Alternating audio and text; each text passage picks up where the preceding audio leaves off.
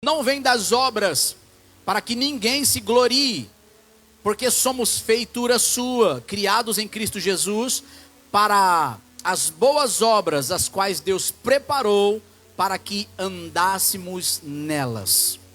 Nós não somos dizimistas e ofertantes para Deus nos receber, para Deus nos aceitar. Não, não é isso não.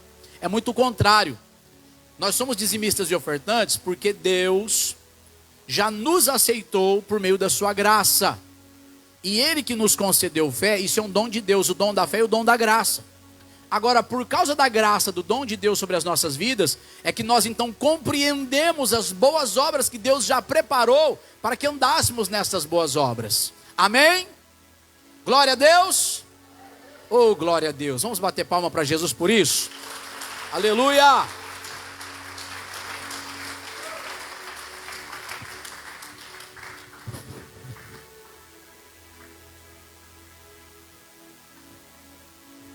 Aleluia, Jesus. O pastor está me dizendo aqui que tem um rapaz que quer dar testemunho. Cadê o rapaz que quer dar testemunho? Quem é? Tá, cadê, irmão? Oi. Vem aqui. Glória a Deus. Testemunho. Testemunho ele é uma palavra viva. Amém, queridos? Testemunho é assim, você fala assim, meu Deus, Deus faz mesmo? Ô glória. Quer subir aqui? Pode subir. Deixa eu ver se eu não estou errando, é a irmã Rose, né? Ah, ô glória. Pode ser, Senhor Jesus, na benção. Glória a Deus. Esse aqui é meu netinho, ele tem três aninhos. Ele foi uma benção. Eu estou na campanha da quinta e da terça-feira. E ele teve uma convulsão. A gente acha que foi uma convulsão, mas eu acho que foi... Eu acho não, Deus quis tocar no pai e na mãe, né? Então eu levei orando já há uns dias para Deus tocar no coração da minha filha e do meu genro que está aqui. E aí essa criança, ele teve uma convulsão que ele chegou na Santa Casa, bem dizer, morto. Só que o meu genro, na hora veio, meu filho estava no carro levando eles, todo mundo desesperado e ele já quase sem vida. E o meu genro disse para Deus, devolva a vida do meu filho que eu vou dar tudo que o Senhor quer. Você falou isso? Peraí, foi ele que falou isso? E aí chegou no hospital, eles pegaram ele, colocaram oxigênio para trazer a vida dele de volta, ele já estava roxo, todo geladinho, mas graças a Deus, que Deus é maravilhoso. E a hora que saiu, coloquei meu joelho no chão e falei, Senhor, se o Senhor me deu, o Senhor devolve a vida do meu neto, pelo amor de Deus. Quando chegou lá, os médicos já colocou oxigênio nele, que ele está aqui, e ele teve uma pneumonia, um bronquite, e ele ficou só 3 dias internado, a médica já deu alta para ele. Graças a Deus, eles foi reanimando ele, e ele está aqui com vida agora, pulando. Graças a Deus. Aleluia. Que dia que foi isso? Foi quinta. Quinta-feira. Foi na quinta? Quarta-feira. Quarta-feira à noite. Verdade, foi na quarta. E aí ministraram orações. Isso. Quem que foi orar por ele? O pastor orou daqui mesmo. Depois, aqui? Aham, eu pedi. Aí ele orou e orou falou, daqui? O pulmão dele já está limpo na quinta. Você pode ficar despreocupada. E quando foi? Que dia que ele teve alta? Sábado? Sexta-feira. Então vocês estiveram no culto, a médica disse que ele estava no hospital. Não, antes, na quarta, ele teve a convulsão. Na quarta ele teve a convulsão. Isso. E aí vocês vieram no culto na quinta. Isso. Aí vocês pediram oração. Pedimos. Aí, depois disso, ele foi para o médico. Já estava internado. Isso. É isso que eu quero entender. Isso. Ele esteve aqui e recebeu oração aqui. Terça-feira, ele esteve aqui. Eu quero entender isso. Antes dele ter a convulsão. Só um minutinho, deixa eu falar. Isso. Antes dele ter a convulsão, teve oração. Recebeu oração. Isso. Quando que foi a convulsão? Quarta-feira. Quarta. Aí vocês vieram quinta. Isso. Aí ele estava internado. Isso. E o pastor disse que já estava curado, que eu podia ficar em Já paz. podia ficar aliviado aqui, Isso, o pulmão que eu, dele isso, já isso, estava isso. abençoado. Estava. Depois disso, 3 dias ele recebe alta. Isso, ele ficou 3 dias internado. E os médicos só. diziam Era que para seriam ficar muito mais. 7 dias, 7. né, Paulo César? Entenderam isso? Diga assim comigo: o altar O altar santifica santifica o que a gente entrega no altar. o que a gente entrega no Vocês altar. entregaram ele no altar. Entregando. Parabéns pelo testemunho. Já entregou a vida para Jesus? Vai entregar? Já entregou? É? Eita glória. Deus abençoe, tá? Parabéns pela fé. Ô glória. Irmãos, isso é bom demais. É bom demais nós entendermos que aquilo que nós ensinamos pela palavra se torna vida quando é colocado em ação. Agora deixa eu dar uma adiantada naquilo que quero ministrar, porque eu estava conversando com a Taline esses dias, ela é professora, e ela disse assim: pastor Rafael, você lembra aquele dia lá em julho, comecinho de julho, quando o pastor Celino chamou todos os jovens aqui na frente, dizendo que Satanás estava armando ciladas? Quando estava no culto aquele dia, e bastante jovens vieram, pegamos os nomes, se não me falha a memória, a minha lista lá deu 38 nomes. Agora frequentes, a gente está com 20 e poucos frequentando. Louvado seja Deus por isso. Então tem alguns que não estão vindo, mas estamos trabalhando. Eu sempre mando mensagem, né, dando os recadinhos dos cultos. A irmã Taline falou assim: pastor, eu estou no núcleo aí escolar, estou entendendo um pouco aqui do núcleo familiar e tal. Lembra da fulana? Eu falei: lembro. Uma jovenzinha, exageradamente, eu acho que 13 anos talvez. Ela disse assim: pastor, ela foi abusada sexualmente por uma pessoa mais velha que ela. Virou caso de polícia, virou caso de assistência social e tal, e tal, e tal, e tal. Quando Deus avisa do altar, presta atenção. Quando Deus fala salvação do altar, põe atenção nisso. Quando Deus está dizendo assim, problema, morte, quando Deus está falando assim, Satanás está rondando, tem gente brincando, quando a palavra ela vem por revelação, já está escrito, nós pregamos sempre, mas quando ela vem por revelação, a atenção tem que ser dobrada e a decisão ela tem que ser praticamente imediata, porque senão a pessoa não se livra. E eu faço uma pergunta: não é melhor ficar protegido numa cobertura espiritual que a igreja promove do que deixar disperso? Ai, que dó, foi abusada. Ai, que dó, morreu na batida na esquina, o outro fulano, ali não sei o quê. Ai, que dó, não sei, que dó mesmo. Corações sofrendo, famílias angustiadas, dó sim. Sofremos com isso.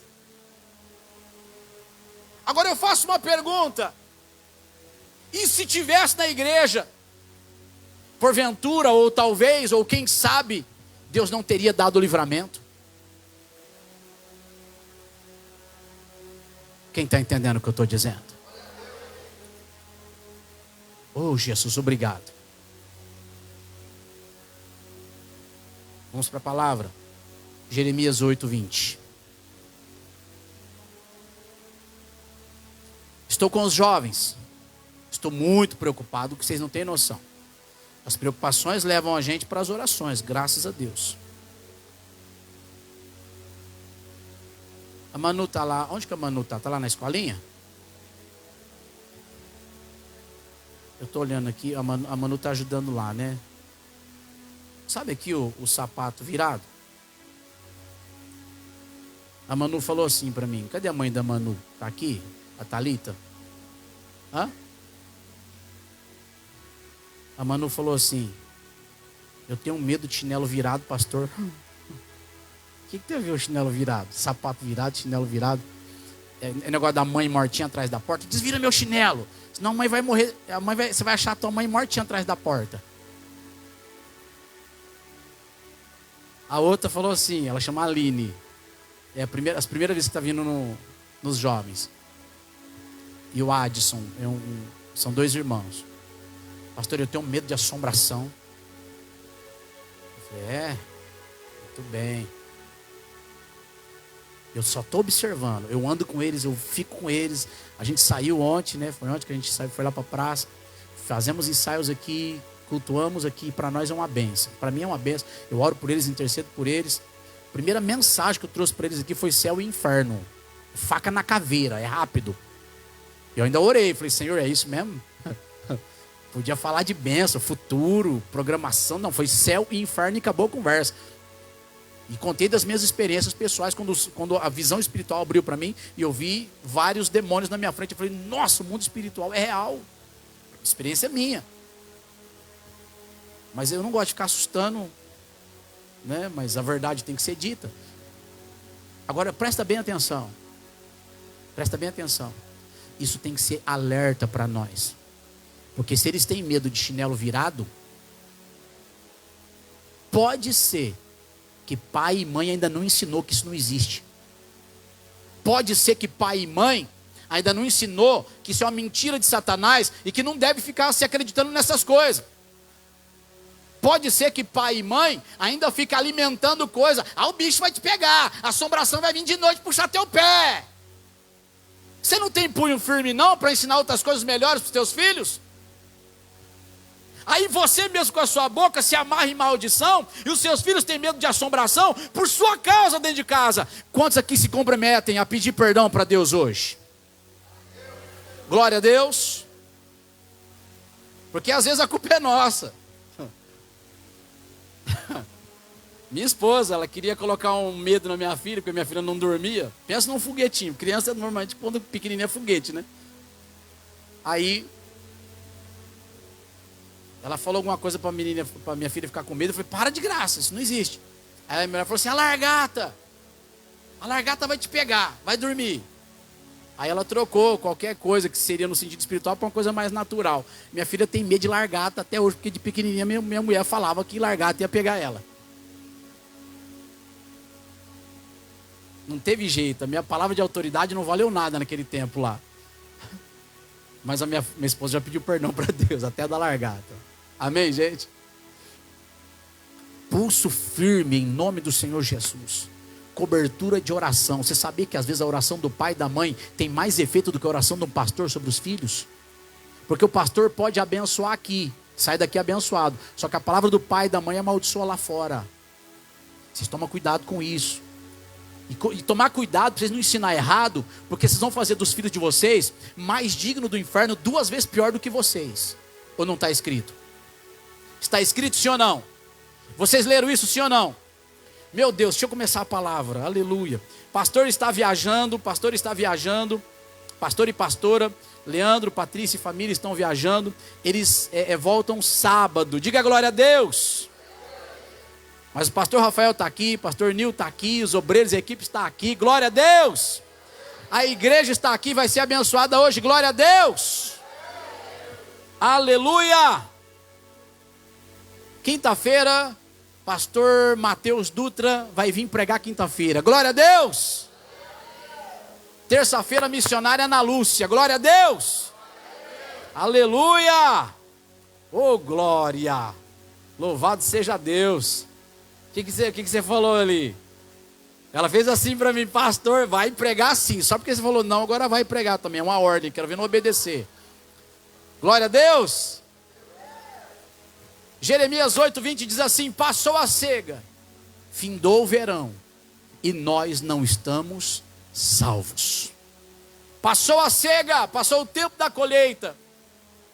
Já se findou o verão e ainda não estamos salvos, ou ainda não fomos salvos. Esse texto nasceu da boca do profeta Jeremias. Jeremias era um jovem adolescente, em torno de 16, 17 anos de idade. Ele tem um encontro com Deus. Ele teve o quê?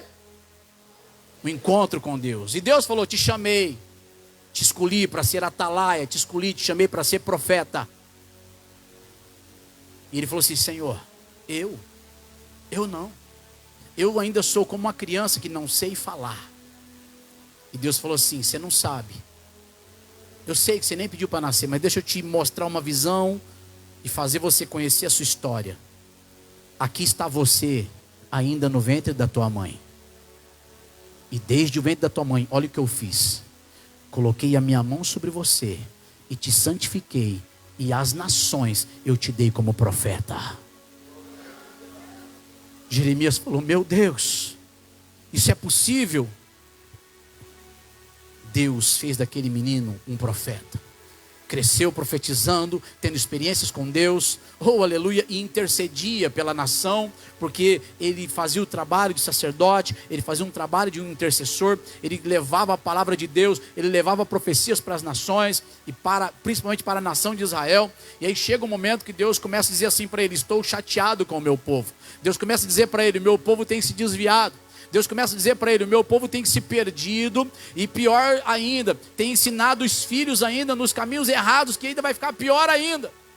Não guardaram a minha palavra, não se santificaram, não estão honrando o meu nome. Criaram para si vários objetos, várias imagens de escultura, criaram para si coisas que eu não mandei fazer. Eles não entendem nem por que nasceram, não entendem nem por que vieram ao mundo, criam as suas próprias fantasias e acreditam nelas. Uma nação que eu chamei para mim, santifiquei, tenho com essa nação uma aliança, por causa da minha aliança com Abraão. Eu jamais quebrarei a minha aliança, mas eu já disse na minha lei que haverá recompensas na obediência, mas haverá tragédias na desobediência. Avisa eles para eles se arrependerem, porque a tragédia está chegando. E Deus abre a visão dele e começa a mostrar para ele cadáveres. Deus abre a visão de Jeremias e começa a mostrar fogo, espada, lança, morte. Deus começa a mostrar uma guerra futura, onde o exército inimigo vinha, até mesmo em mulheres grávidas, e lançavam as espadas de baixo para cima, e rasgavam a barriga e caiu o feto, e arrancavam a cabeça dos fetos das crianças. E Deus disse para ele: eu não quero que isso aconteça. Manda o povo se arrepender. Mas eles estão dando tanta brecha para o inimigo, e é necessário eles entender que o inimigo ele não vem a não ser para matar, roubar e destruir. Eu vim para que eles tenham vida com abundância, mas precisam entrar debaixo da minha aliança, precisam entrar debaixo da minha obediência. E Jeremias começou a clamar e a orar, dizendo: Deus, tem misericórdia. Jeremias ora por muitos anos por misericórdia. Jeremias ora por muitos anos para Deus não enviar, ou para Deus não permitir que aquilo acontecesse. Chegou um momento em que o povo começou a apedrejar Jeremias.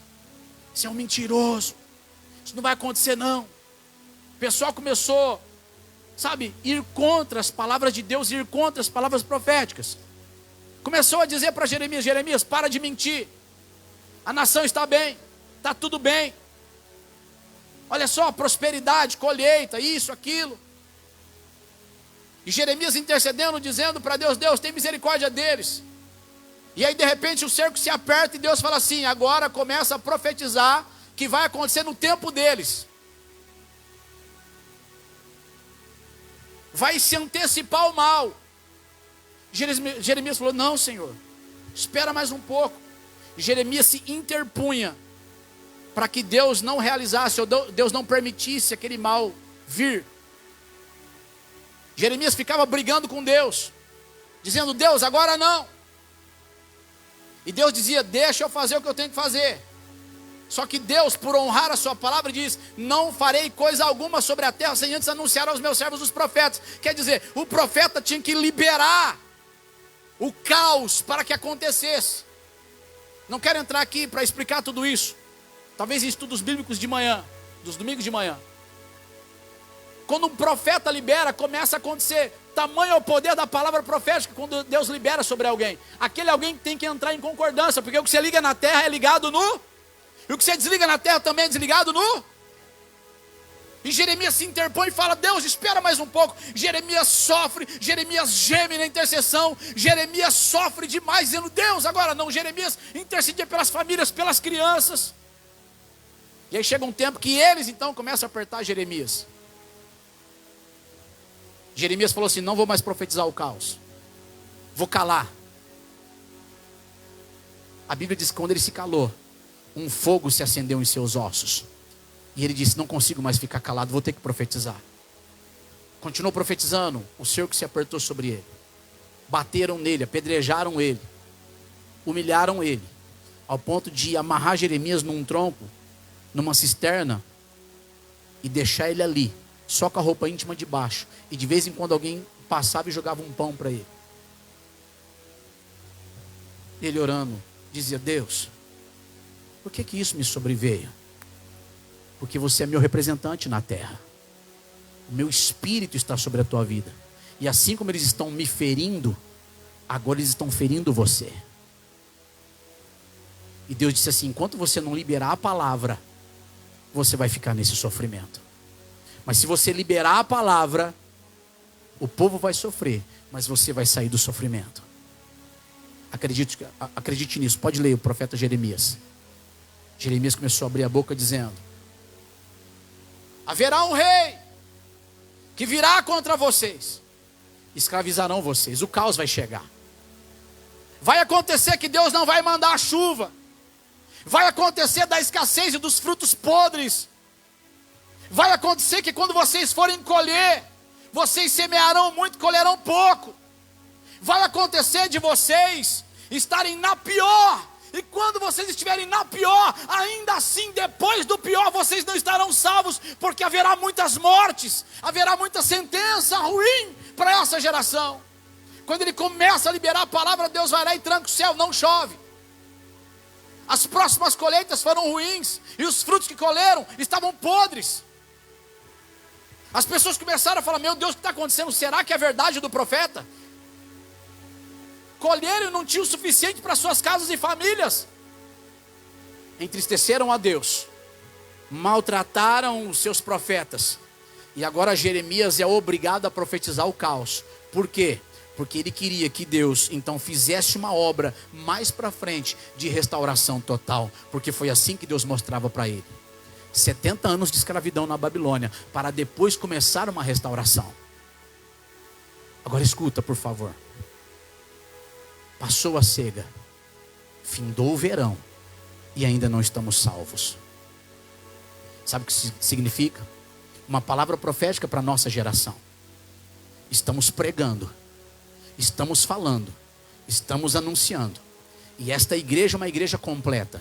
Quando é tempo de campanha, repara para você ver o tamanho das libertações que acontecem aqui. Quando é tempo de curas e milagres, repara o tamanho dos milagres que acontecem nessa igreja. Só que os nossos pastores são evangelistas. Eles pregam a bênção, pregam o amor. Deus vem fazendo, Deus vem restaurando, Deus vem restituindo. Glória a Deus. Só que aí eles vêm com uma mensagem de salvação. Por quê? Porque queremos uma igreja abençoada, curada, acima de tudo, salva. Salva. Estamos pregando e anunciando. E algumas vidas ainda estão brincando com o mundo. Algumas pessoas ainda estão entristecendo o Espírito de Deus. Algumas pessoas ainda não se comprometeram com Deus. Agora, trazendo para os nossos dias, Jesus, há 2000 anos atrás, há 2025 anos atrás, mais especificamente, disse para nós: quando chegasse o tempo da restauração de Jerusalém, a restauração de Israel, que foi restaurado em 1948, Jesus falou assim: não passará esta geração sem que todas essas coisas aconteçam. Que coisas? As coisas que Jesus Cristo profetizou em Mateus 24, Lucas 21 e outros demais textos. Inteligência artificial está aí. Daqui a pouco ninguém mais vai comprar ou vender se não tiver a marca da besta. Daqui a pouco ninguém mais vai poder viajar se não tiver a marca, comprar se não tiver a marca, abastecer com mantimento se não tiver a marca. O Senhor Jesus falou que na mesma proporção em que o evangelho ia ser pregado, na mesma proporção a iniquidade se multiplicaria. E por se multiplicar a iniquidade, o amor de muitos se esfriaria. Mateus 24. Olha agora para a terra. Eu fiz uma pesquisa dos maiores pastores, os pastores mais influentes do mundo. Sabe quem que aparece no topo? David Leonardo. David Leonardo é um pregador evangelista, ele só prega amor. Louvado seja Deus pela vida dele. Silas Malafaia, Benny Hinn, T.D. Jakes e muitos outros no topo do mundo pregando, evangelizando. O mundo tem conhecido o evangelho por meio dessas vidas, por meio das redes sociais, pelos mega ministérios que Deus levantou sobre a terra. O mundo está sendo evangelizado, avivamento está acontecendo na terra. E vidas inteiras, ou cidades inteiras, têm sido entregues na presença do Senhor Jesus Cristo, louvado seja Deus. Só que na mesma proporção, um pastor de peruca e calcinha azul. Viram ou não viram? Na mesma proporção, fulano de tal, não sei lá o que, escândalo. Na mesma proporção, igreja não presta. Na mesma proporção, parece que está um caos. Presta muita atenção. Ao mesmo tempo que o Senhor está salvando, ao mesmo tempo a iniquidade tem se aumentado. O Senhor Jesus disse que viveríamos esse tempo. E haverá um lugar chamado trono do juízo, trono de julgamento, onde todos nós teremos que encarar essa situação. Os salvos encontrarão um trono de julgamento chamado tribunal de Cristo, ou seja, seremos salvos, mas julgados pelas nossas obras para herdarmos o galardão, herdarmos as autoridades que temos diante de Deus, caso merecermos. Mas glória a Deus que para a igreja, tribunal de Cristo. Amém? Glória a Deus. Diga comigo, 2 Coríntios está escrito isso. Diga comigo, diga, 2 Coríntios está escrito isso. Agora diga assim, Apocalipse fala do juízo final. No juízo final, a igreja não participa, porque a igreja já está salva. Ou seja, os salvos em Cristo já estão lá vestidos de branco. Mas no juízo final, grandes multidões serão encontradas lá diante do trono de Deus. E nesse dia é onde muitos vão ter que encarar uma situação terrível. O lago de fogo. Eu quero que você entenda uma coisa. Você não pode terminar a colheita e passar o verão e ainda não continuar salvo. Você não pode, viver nessa terra sem propósito e sem uma aliança de um comprometimento com Deus. Por quê? Porque se você não fizer um comprometimento com Deus, ao invés de você passar pelo tribunal de Cristo salvo, você vai ter que encarar o trono de julgamento. Jeremias falou que a casa ia cair, e a casa caiu. Não está só escrito nos registros bíblicos. Sabe onde é que está escrito? Na biblioteca de Israel. Sabe onde é que está escrito o que eu estou pregando hoje? Na biblioteca de Roma, onde a igreja romana, a igreja católica romana, detém muitos escritos. Está registrado na história o tanto de vandalismo, escândalos e problemas.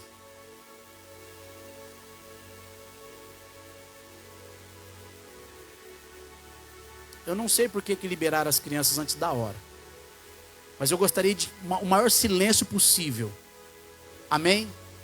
Só faz assim para o seu filhinho, para a sua filhinha que está começando a sentar no seu lado, para eles ficarem bem quietinhos agora. Diga glória a Deus.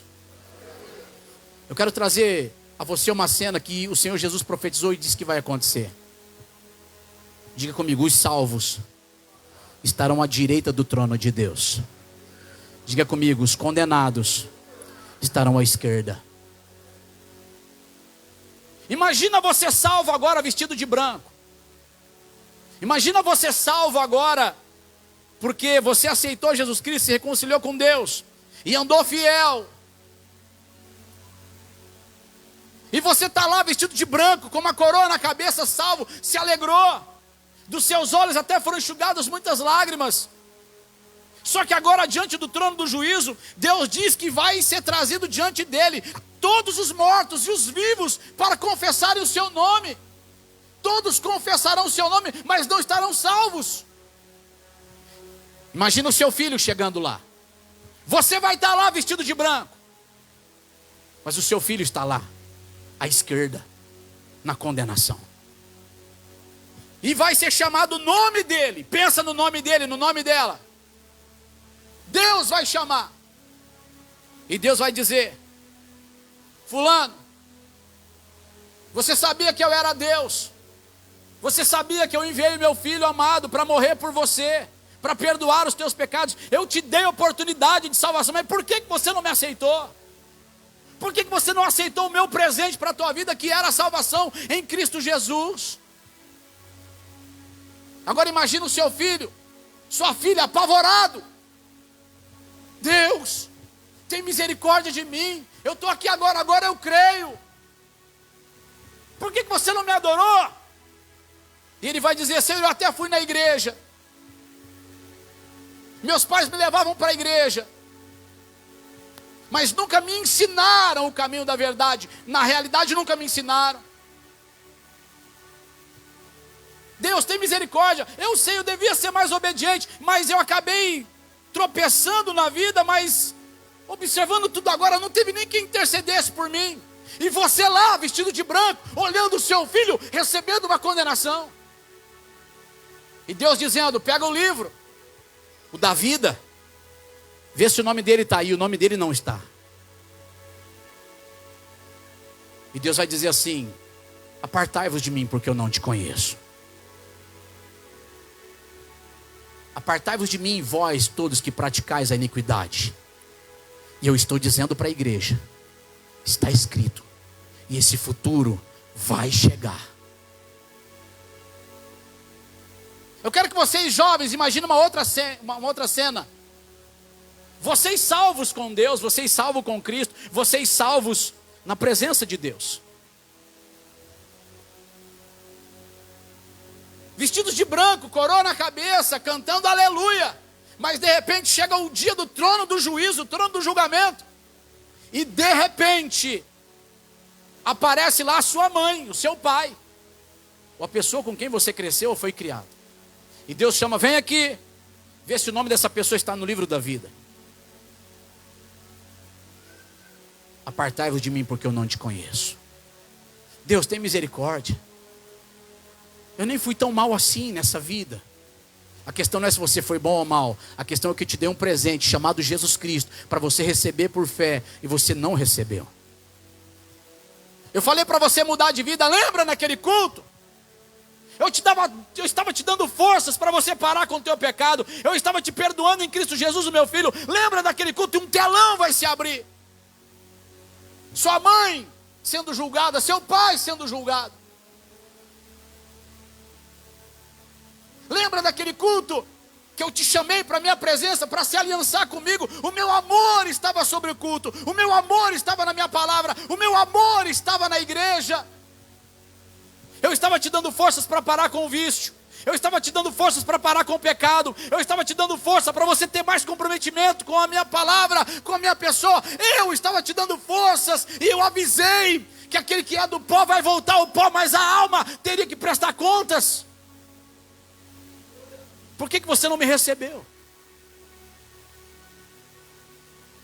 De repente a mãe vai dizer, Senhor, mas a minha filha é na igreja, ela deve estar aí, ó, vestida de branco. Ela orou por mim. Orou. Mas você nunca quis receber. E Deus vai dizer assim, amarrai-o, pés e mãos, e lançai nas trevas exteriores. Lança no lago que arde com fogo e com enxofre. Você vai estar lá vestido de branco. E os seus filhos? Você pode estar lá vestido de branco. E os seus pais? Você pode estar lá para cantar o hino da vitória. Mas e a sua